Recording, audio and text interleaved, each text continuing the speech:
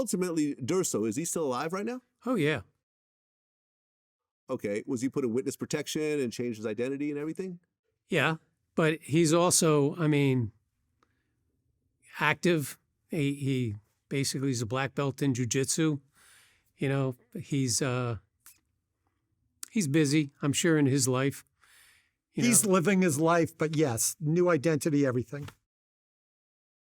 Were there ever any hits put on him that you guys were aware of? Because the amount of devastation he did to a bunch of made men would be a death sentence in the Mafia.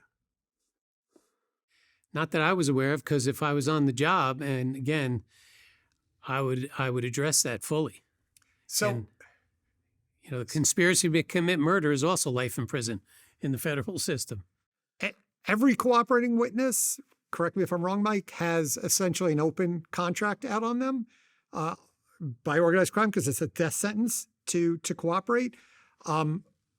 We learned just a few years ago that the Genovese, we write about this in the book, War Against the Mafia.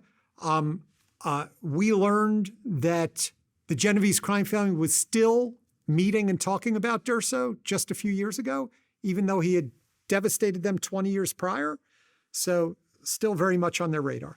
And I did make recordings with people in the crew, the Uptown crew, Barney's crew, about Barney being very patient when it comes to murder.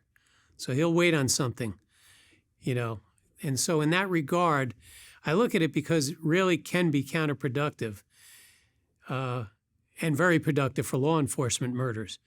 Because the reality is, somebody who is tasked with committing a murder can also be the next victim of the murder because there's potential to cooperate.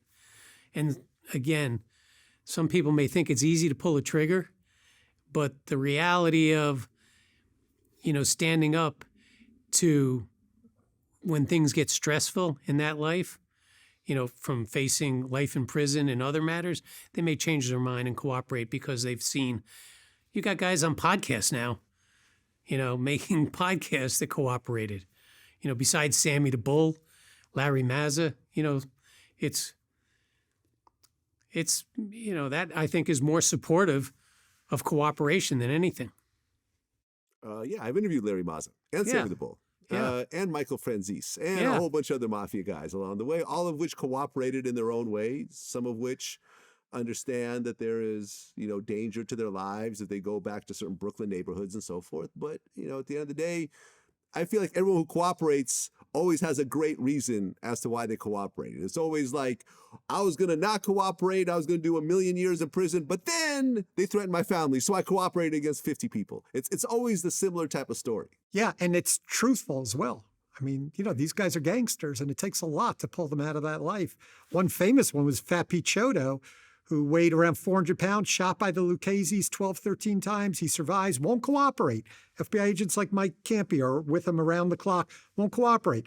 Then they take all of his property, still won't cooperate. They threaten to kill his father, still won't cooperate. They shoot his sister in the head, he cooperates. So they drove him to that. Yeah, I've had people that I've met with in what I would describe as a proffer session. And the first thing out of their mouth, the first thing out of my mouth, if you want to cooperate, is, all right, I'll ask a question where I know the answer. And when they lie, I all right, we're done. And I remember one prosecutor looking confused, and the defense attorney and the person said, are you saying I lied? And I said, that's exactly what I'm saying. I'm never going to put a liar on the stand. If I ask a question, I expect an honest answer, credible answer, and I'll corroborate as much as I can because you're not going to be able to corroborate everything. But the best witnesses are the ones that realize you can't control your lies. And the truth always comes out the same. And so that's the reality of going through this proffer sessions with guys to get them to cooperate. Informants are a different level. If I got an informant that got screwed, it's like I may put them on the spot and say, okay, let's go now to the social club. If you have relationships, let me go see. And I'll do it from a surveillance. But the whole process of those guys in the life, can be helpful as informants and as cooperating witnesses. And it's just shining a mirror on the actual life so they can recognize the hypocrisy of it and the benefit of leaving. And we talk about it in the book, Vlad. Mike and I together turned into a witness the first Genovese made man soldier since Valachi in the 1960s. We got him in a room. We were very fortunate. We made up our minds. He wasn't leaving the room unless he cooperated. And we were able to get that done. And that was historic in terms of its impact on the Genovese. Most powerful, most secretive. Nobody becomes a witness. We turn this guy, and we write about it in the book, War Against Mafia. We take you inside the room and show you how the conversation went and how we persuaded him to become our witness. Another bright guy.